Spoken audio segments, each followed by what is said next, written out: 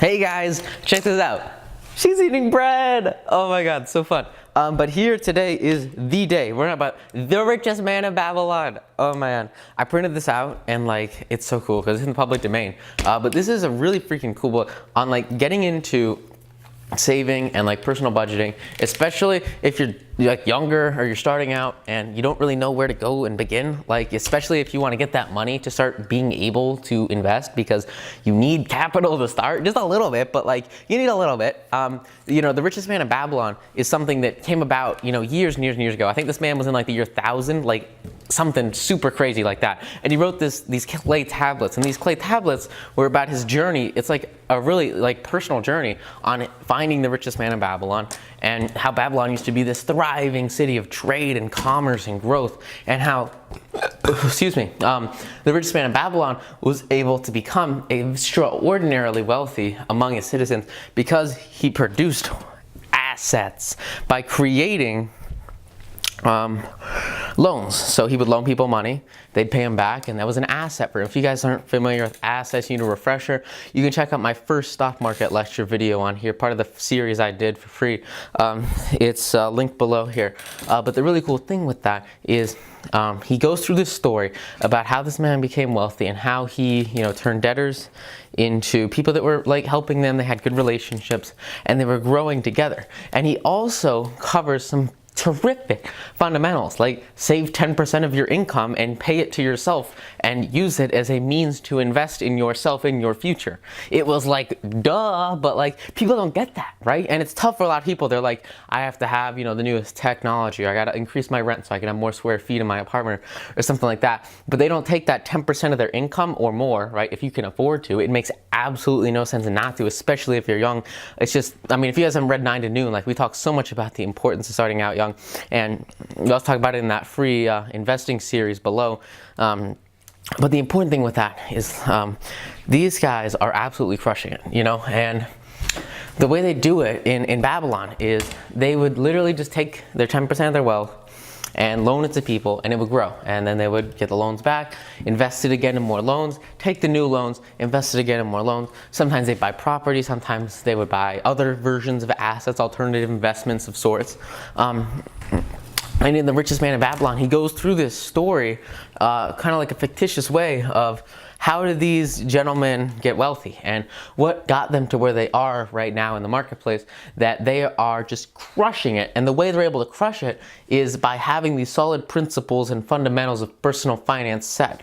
And the people that transcribed the book and like turned it from stone into written material, they had the same insights too. They put a little bit of tidbit of what they thought about it when they wrote it, and it's something that's been promoted a lot by some great speakers like John. And these individuals all give it credit for the single biggest thing it does, and that is giving you the freedom to have that cushion. And it's not an emergency fund. Like, that's not the point of it. The point of it is to have an investing base so that you can become the richest man in wherever you are by like fundamentally taking the principles and applying them. So for instance, he tells a lot of really, really good stories about how people would lie or cheat or steal from these very wealthy people, and how their slaves ran away and stuff like that. And it's different looking at it now from a 21st century perspective. But another really cool thing about it is that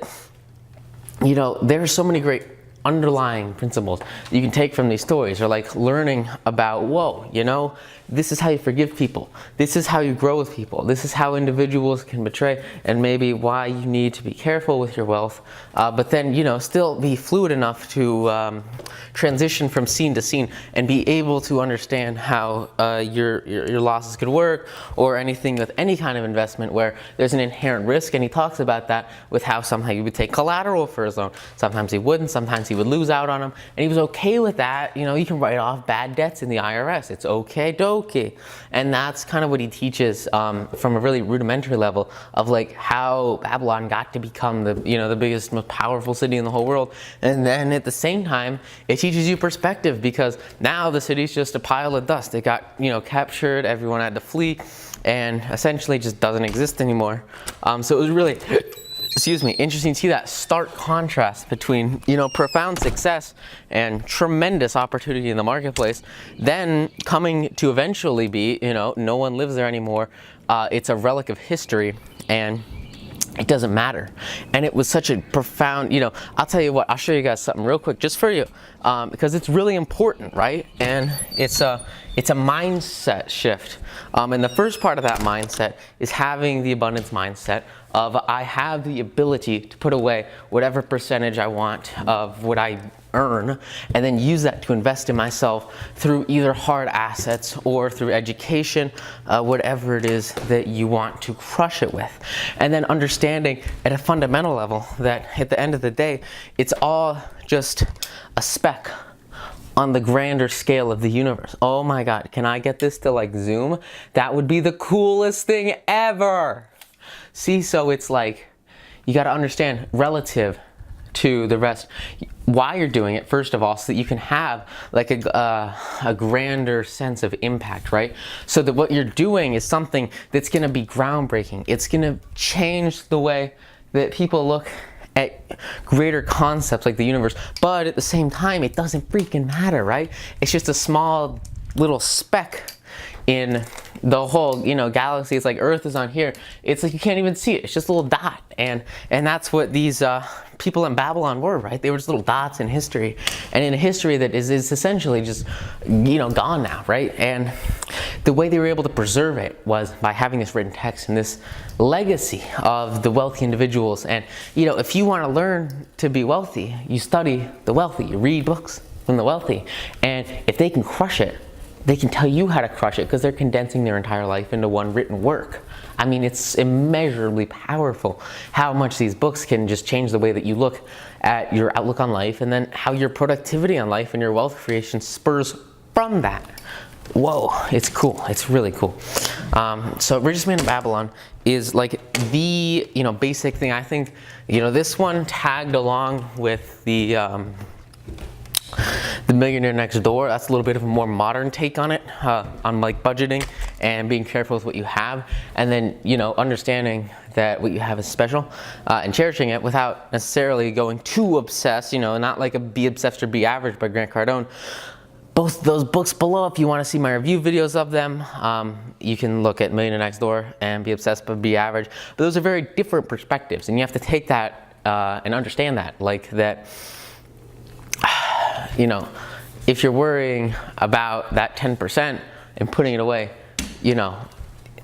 that's going to be on you to take your personal finances and investments specifically to the next level with real world, equity asset market returns in financial market, stock market, crypto, bonds, whatever it is you do, versus investing in more entrepreneurial ventures, investing more in yourself, investing more in your company, whatever it is you do. They're very differing perspectives, but it's also very interesting because it lets you live, the same quality of life where you're growing this real savings in retirement, you're growing this wealth, and that's going to be there for you when you need it, whenever it is that you want to go and turn off from what you're doing right now. That's still going to be there for you, and that's going to be the single biggest factor that allows you to have the time freedom and the relational ability to contribute to other people more, because all of a sudden you can just crush it. And the point with crushing it isn't just financial, but like